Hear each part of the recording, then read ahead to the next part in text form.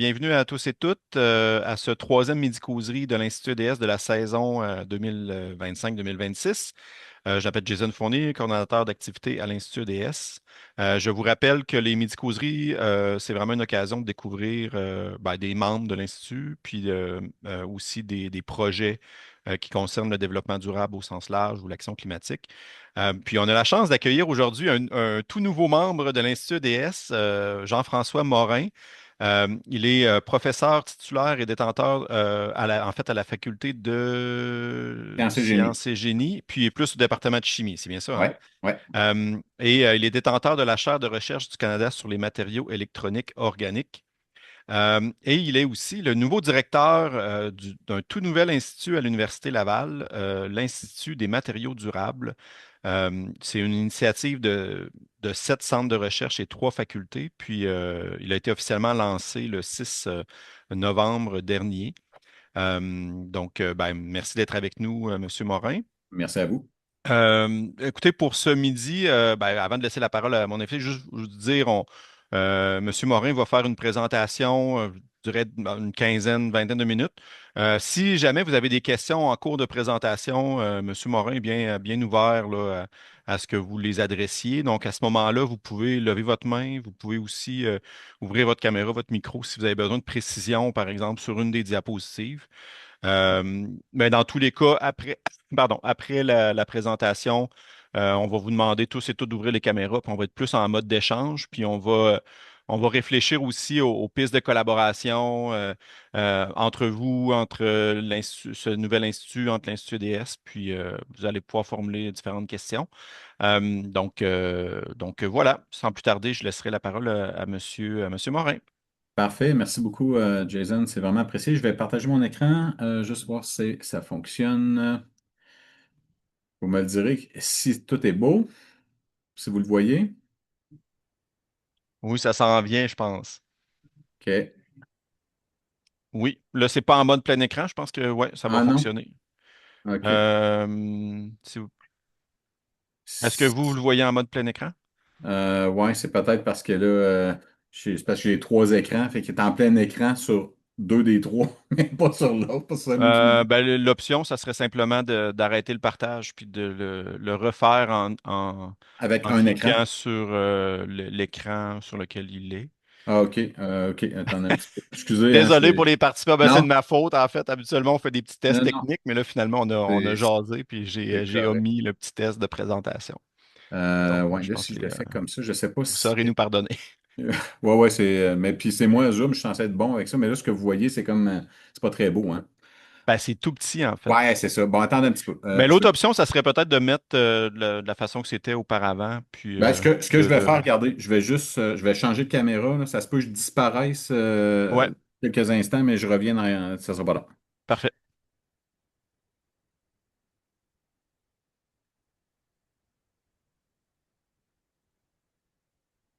Donc, restez avec nous, bien sûr. Est-ce, est-ce que vous m'entendez? Oui, on vous entend très bien. Ah, OK, parfait. Bon, je vais y aller avec mon portable. Désolé, vous allez me voir un peu. Ça Non, va non, être c'est parfait. Puis parfait. Bon. écoutez, je m'excuse, là, dans le Ah fond, c'est non, moi qui... On aurait dû faire les tests techniques. c'est aucun Mais problème, c'est moi. Fait que euh, normalement, vous devriez voir l'écran. oui, c'est super. Bon, excellent. OK, on va y aller. Bon, super. Merci beaucoup de me donner cette opportunité-là. Je suis vraiment content de pouvoir vous parler. L'Institut EDS, ben, c'est un peu un modèle aussi sur lequel on se base, nous, à l'Institut des matériaux durables, là, pour notre développement et puis nos activités. Je suis très content là, de la belle réception qu'on a eue jusqu'à maintenant, des belles discussions qu'on a eues avec Stéphane Roche, avec Jason, justement, d'autres personnes de l'Institut EDS.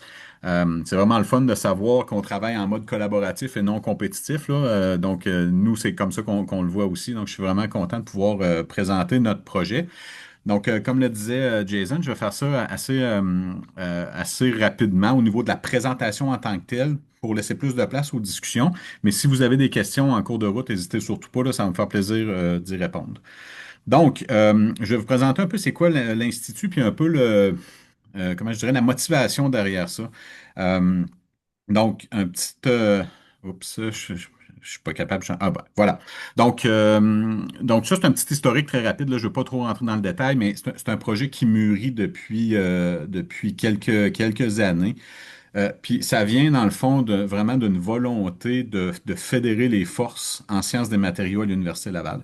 Donc, on a vraiment des super bons chercheurs en matériaux. Puis quand je dis matériaux, ça implique, vous allez le voir avec les centres de recherche, là, mais des gens qui travaillent sur le béton, les matériaux renouvelables, comme le bois, les plastiques, l'aluminium. Donc, tous ces gens-là qui travaillent généralement dans des centres de recherche, donc sur des thématiques précises. Et on travaille, bon, en sciences et génie, c'est comme ça, c'est un gros défaut qu'on a en général, on travaille beaucoup en silo. Donc, on a les mêmes besoins, souvent on veut atteindre les mêmes objectifs avec nos matériaux, mais tout ça se fait de façon séparée dans des silos. Et on n'a pas, je pense, on n'a pas la force de frappe qu'on pourrait avoir, la visibilité et le rôle qu'on pourrait jouer aussi dans notre communauté, que ce soit universitaire, mais aussi dans notre milieu. Donc, être capable de vraiment créer de l'innovation en sciences des matériaux. Mais tout ça se fait pas juste avec la science des matériaux, ça se fait aussi en collaborant avec des gens comme vous, à l'Institut EDS, mais des gens de d'autres facultés, en sciences sociales, par exemple, donc qui vont nous aider à comment je dirais, mieux intégrer ces nouveaux matériaux-là dans leur environnement. Donc, pour que la fameuse phrase qu'on utilise souvent, puis c'est une phrase, je pense, de Thierry Lefebvre que j'ai vu qui était dans dans l'auditoire, là. Donc, on veut pas développer des solutions en fait, on veut pas développer des matériaux qui sont des solutions aujourd'hui, mais qui vont causer des problèmes demain. Donc, c'est vraiment de réfléchir, d'avoir une réflexion plus holistique au niveau de la science des matériaux. Donc, pourquoi on les développe? Toutes les questions économiques, les questions d'acceptabilité sociale. Donc, c'est tout ça qu'on veut développer. Puis ça, au niveau d'un centre de recherche individuel, c'est pas quelque chose qu'on va faire. Donc, comme je disais, les centres de recherche, c'est très, très thématique. Donc, moi, l'idée, c'était au niveau justement, d'être capable de fédérer ces forces-là, de pouvoir forcer, entre guillemets, là, forcer, mais de façon positive, des échanges entre des chercheurs de différentes disciplines à l'intérieur de l'Université Laval pour qu'on puisse justement proposer des solutions encore plus innovantes que ce qu'on fait déjà. Donc là, vous voyez ici un peu la ligne du temps, là, mais donc quelque chose qui était quand même très positif pour nous, ça a été l'obtention là, d'une subvention du MEIE qui nous a permis justement de développer une plateforme, je vais vous parler dans quelques instants, là, la plateforme Matériaux, donc qui nous permet d'accompagner des entreprises, entre autres, dans divers projets reliés à la science des matériaux. Donc, des fois, c'est des projets très, très techniques de caractérisation simple de matériaux, mais des fois aussi, c'est de l'accompagnement beaucoup plus large, comme par exemple une compagnie qui aimerait décarboner ses processus de fabrication de matériaux ou rendre plus vert certains de ses processus. Donc, c'est le type d'accompagnement qu'on veut faire. Donc, on a une subvention qui nous a permis d'embaucher des professionnels de recherche et on a accompagné plusieurs dizaines d'entreprises là, du Québec et même d'ailleurs là, depuis 1 an et demi, 2 ans environ. Donc, au 30 juin, donc tout ça, ça a culminé là, au 30 juin dernier à la décision du Conseil comité exécutif de l'Université Laval de créer officiellement l'Institut des matériaux durables. Donc, à partir de lundi, là, le 24 novembre, on va avoir une coordonnatrice. On a quelqu'un aussi qui s'occupe le plus du démarchage au niveau des entreprises et on a 2 professionnels de recherche. Donc, pour l'instant, c'est ça notre équipe. Donc ici, bon, je l'ai mis rapidement. Pourquoi? Comme je le mentionnais, c'était plus fédérer les forces vives en sciences des matériaux, mais aussi collaborer entre les disciplines, comme j'ai mentionné. On veut dynamiser les échanges aussi entre le tissu industriel et la recherche. Il y a vraiment un besoin au niveau industriel, surtout au niveau des PME. Donc, faire de la science des matériaux, c'est extrêmement coûteux. Ça demande beaucoup, beaucoup d'équipements coûteux. Ça demande aussi de l'expertise. Les jeunes entreprises n'ont pas les moyens de se procurer ces équipements-là. Donc, nous, on est là pour les accompagner, pour les aider. Donc, c'est un peu ce qu'on veut faire. Bon, évidemment, c'est un pan de l'Institut, évidemment, mais c'est une des façons qu'on a trouvé rapidement de s'ancrer dans notre milieu, c'est de vraiment pouvoir aider les entreprises, puis les accompagner vers des projets de décarbonation, des projets pour rendre leur processus plus vert. Donc, moi, cet institut-là serait une réussite si dans 10 ans, les gens, le premier réflexe qu'ils ont quand ils pensent à sciences des matériaux, pensent à notre institut et nous contactent. Donc, c'est vraiment ça, c'est vraiment là où on veut aller. Bon, la mission, c'est vraiment, en fait, moi, je diviserais la mission dans 3 façons. Donc, la recherche, évidemment, on veut continuer. je veux vraiment que notre institut appuie les centres de recherche qui font partie de cet institut-là. Puis les centres de recherche, vous les avez ici. Donc, les centres naturels, je dirais, en sciences et génie, il y a le CERMA sur les matériaux avancés, plus au niveau plastique, nanoparticules. Le COPL, Centre d'optique photonique, qui, eux, travaillent beaucoup sur des matériaux, des céramiques, des verres, etc. Donc, pour la photonique, les semi-conducteurs.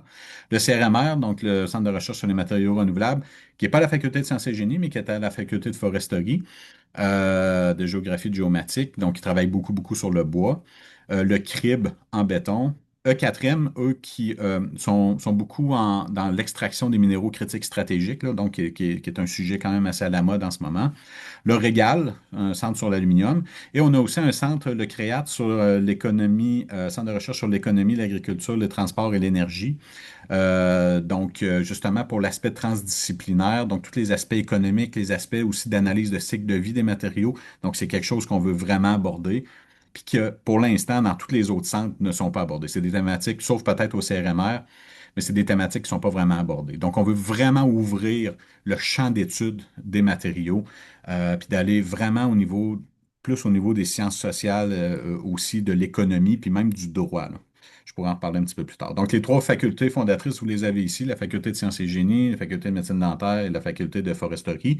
Mais sachez que on a déjà contacté des professeurs des centres de recherche des autres facultés, donc sciences sociales, la FSAA aussi, agriculture, de droit, puis aussi la FAAD, donc art, architecture et design, donc qui utilise beaucoup de matériaux aussi. Donc, tout ça, évidemment, là c'est une photographie du jour d'aujourd'hui que je vous présente, mais tout ça est en évolution, évidemment, là. On va avoir des membres de beaucoup d'autres facultés très bientôt.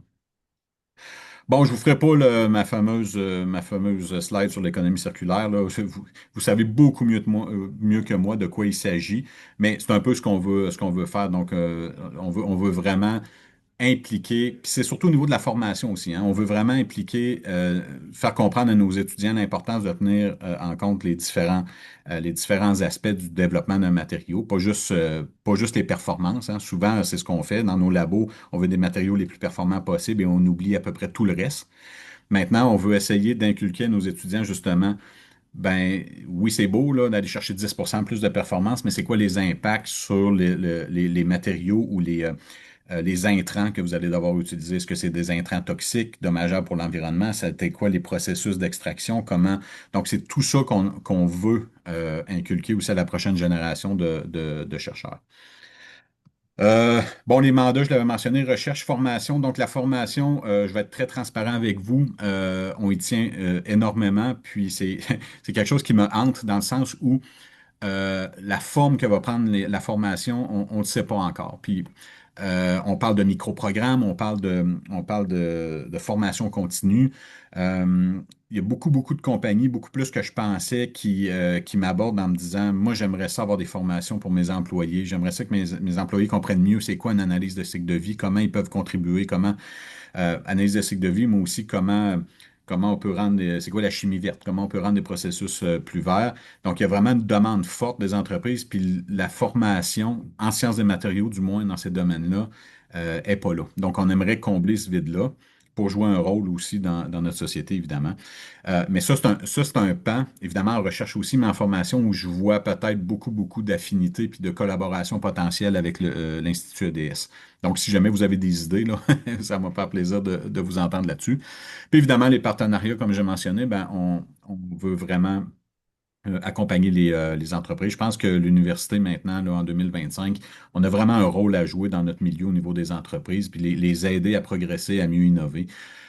Pour des raisons économiques, évidemment, mais aussi pour des raisons sociales, environnementales. Je pense que c'est important qu'on soit là pour les aider, les appuyer. Donc, je vous parlais tantôt de la plateforme matériaux. C'est quoi la plateforme matériaux? Donc, encore une fois, en toute transparence avec vous, c'est une plateforme qu'on a développée lorsqu'on a eu la subvention du MEIA. Le rôle était clair. Le MEIA nous a dit, parfait, on vous donne des sous, mais vous devez aider les entreprises avec ces sous-là. Donc, on va vous donner des sous pour que vous puissiez planifier et organiser une offre de service pour les compagnies. pour les entreprises privées. Puis c'est ce qu'on a fait. Puis en même temps, ça nous permettait d'avoir une carte de visite lorsqu'on n'était pas officiellement encore un institut. Donc, Matériaux, c'est comme un peu l'ancêtre de l'institut, mais ça existe à part entière encore, puis ça va continuer d'exister. Donc, ce qu'on fait, en fait, c'est un réseau de professionnels. Donc, on essaie de contacter, on fait du démarchage auprès des entreprises, on leur expose ce qu'on est capable de leur offrir. Et après ça, ben, ça peut découler soit en contrat de service direct. Des fois, ils ont juste besoin d'une mesure précise. Mais des fois, c'est des contrats de recherche. Donc là, on amène de l'eau au moulin pour les profs. Donc souvent, ça peut mener à des mitaxes, à des alliances. Donc déjà, on a plusieurs exemples comme ça de projets collaboratifs qui ont démarré. Donc oui, ça aide les entreprises, mais ça aide aussi nos chercheurs à se faire connaître dans ces milieux-là, puis à contribuer s'ils le désirent. Évidemment, il n'y a aucune obligation. euh, à de la recherche industrielle via des alliances ou d'autres programmes du CRSNG, par exemple. Ou ça pourrait même être CRSH, si par exemple, il y avait des programmes dédiés à ça. Donc, on fait ça, puis ben, ce qu'on espère, c'est d'aider justement les PME à se développer. Donc, ça, c'est quelque chose qui existe encore, qui va continuer d'exister. On y croit beaucoup. Puis encore une fois, pour réutiliser mon terme là, de transparence, en toute transparence, ça amène quand même des fonds intéressants à l'Institut. Bon, ça ne paye pas tout, mais ça nous aide quand même à faire entrer à amener de l'eau au moulin, comme on dit, pour nos autres activités également. Il y a d'autres instituts. Donc, ça, c'est les instituts avec qui on a déjà eu des discussions et avec qui je pense on va collaborer beaucoup. Donc, évidemment, vous, l'Institut ADS. Donc, pour moi, c'est hyper clair ce qu'il y a à faire.